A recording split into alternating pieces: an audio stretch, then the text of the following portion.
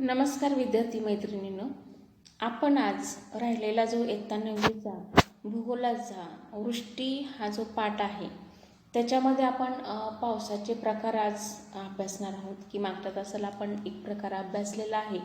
तरी एक उजळणी म्हणून आपण तिथून घेऊया की आरोह किंवा अभिसरण पाऊस. आता हा जो पाऊस आहे की हा पाऊस कुठे आहे, जास्त कशा पद्धतीने पडतो ते पाहूया आपण. की विषुववृत्तीय प्रदेशात सूर्याच्या उष्णतेमुळं काय होतं, भूपृष्ठ तापते, त्यामुळं त्या लगतची हवा तापते आणि हवा तापल्याने प्रसरण पावून हलकी होते व ती वर जाऊ लागते. उंच गेल्यावर ही हवा थंड होते आणि थंड हवेची बाष्पधारण जी क्षमता आहे ती क्षमता कमी होते.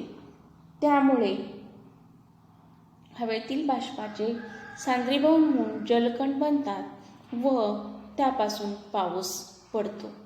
की हा जो पाऊस आहे तो विषुववृत्तीय प्रदेशामध्ये आपल्याला पाहायला मिळतो. की इथं भूपृष्ठ तापलं त्यामुळे हवा तापते आणि ती प्रसरण पाहून हलकी होऊन वरती जाते आणि उंच गेल्यावरती ती थंड होते आणि थंड हवेची बाष्पधारण करण्याची क्षमता असते कमी असते. त्यामुळं हवेतील जे बाष्प आहे तिथल्या थंड हवेमुळे सांद्रीभवन होऊन त्याचे जलकण तयार होतात आणि त्यापासून पाऊस पडतो. आणि विषुववृत्तीय प्रदेशात असा पाऊस बहुधा दररोज दुपारनंतर आपल्याला पडलेला दिसतो. की अशा प्रकारच्या पावसात विजांचा कडकडाट व ढगांचा गडगडाट होतो.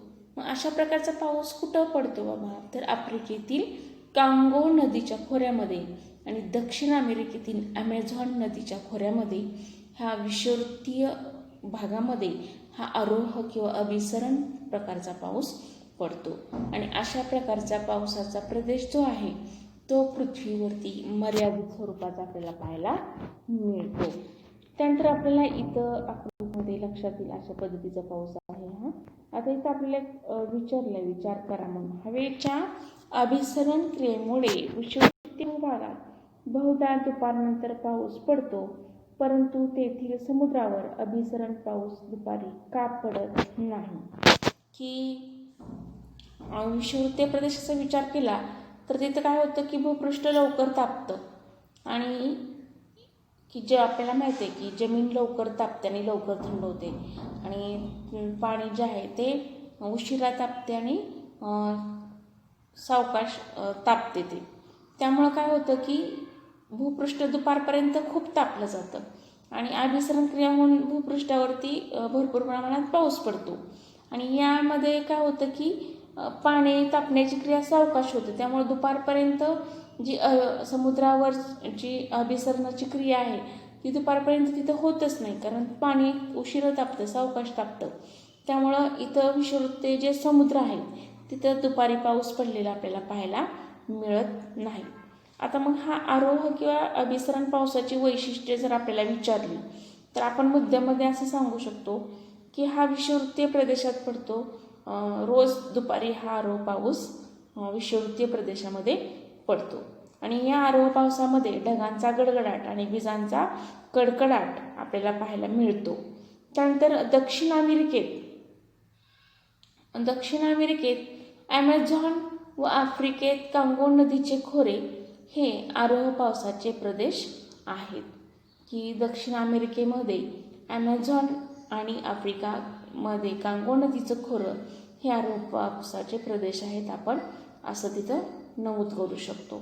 आणि हा जो पाऊस आहे की पृथ्वीवरील हे क्षेत्र मर्यादित स्वरूपामध्ये मर्यादित भागामध्येच हा पाऊस आपल्याला पाहायला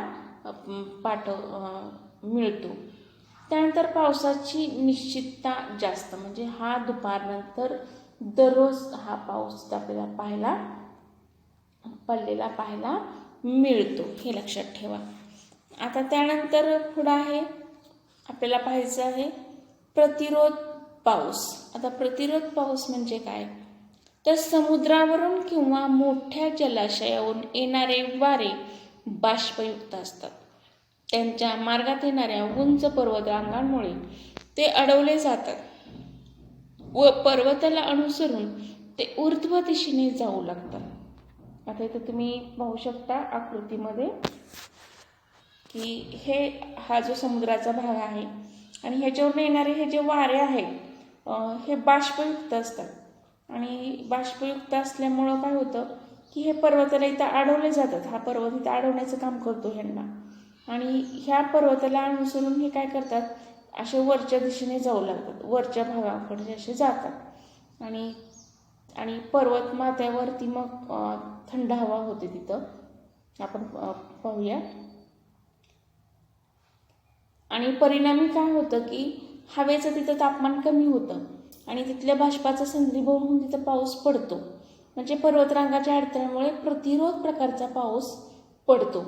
म्हणजे त्याला प्रतिरोध केला म्हणून त्याचं नाव प्रतिरोध हे लक्षात ठेवायचं. तिथं पर्वतरांगाच्या प्रतिरोधामुळे हा पाऊस पडलेला आपल्याला पाहायला मिळतो आणि पर्वताच्या वाऱ्याकडल्या बाजूवर हा जास्त प्रमाणामध्ये पाऊस पडतो. तुम्ही जर इथं आकृतीमध्ये पाहिलं तर वाऱ्याकडली ही जो बाजू आहे या भागामध्ये हा पाऊस जास्त पडलेला आपल्याला पाहायला मिळतो. पर्वत ओलांडल्यानंतर वाऱ्यातील बाष्पाचे प्रमाण कमी होते तसेच हवेची बाष्पधारण क्षमता वाढते. म्हणजे वाऱ्याच्या विरुद्ध दिशेकडील पर्वताच्या बाजूस पावसाचे प्रमाण कमी होत जाते. त्यामुळे हा प्रदेश पर्जन्य छायेचा प्रदेश म्हणून ओळखला जातो. जर आता कसं होतं की या भागामध्ये पाऊस जास्त पडतो आणि मग जेव्हा हे वारे इकडून इकडं येतात त्यावेळी त्यातल्या हवेतलं बाष्पाचं प्रमाण कमी होतं.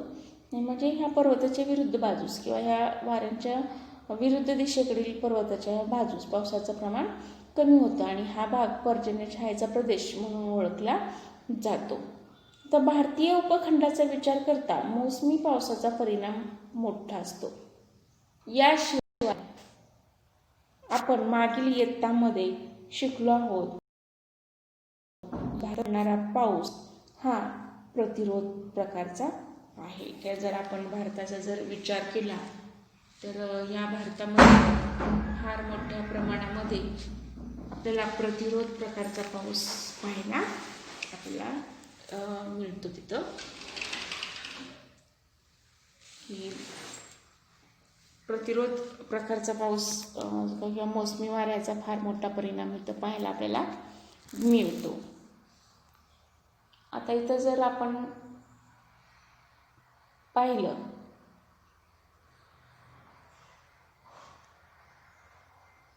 इथं आकृती दिलेली आहे आणि 5.5 मधील महाराष्ट्राच्या भूप्रदेशाच्या आडव्या छेदाचे निरीक्षण करावं, खालील प्रश्नांची उत्तरे द्या असं तिथं आपल्याला सांगितलेलं आहे. इथे तुम्ही पाहू शकता हा महाराष्ट्राचा हा जो उभा छेद आहे ह्या उभ्या छेदाचं आपल्याला इथं त्याच्यावरून आपल्याला इथं प्रश्नांची उत्तरं द्यायची आहे. तुम्ही इथं निरीक्षण करू शकता. इथं निरीक्षण केल्यानंतर तुम्हाला याची उत्तरं आपोआप तिथं देता येतील हे लक्षात ठेवायचे. त्यामुळे आकृती आधी व्यवस्थित बघून घ्या आणि आकृती बघितल्यानंतर मग याची उत्तरं आपण बघणार आहोत. की महाराष्ट्राच्या जो भारतीय उपखंड भाग आहे त्याचा एक इथं आडवा छेद आपल्याला दिलेला आहे आणि याच्यावरची उत्तरं आपल्याला त्यांनी इथं विचारलेली आहेत. तर आपल्याला इथं आपण पाहू शकतो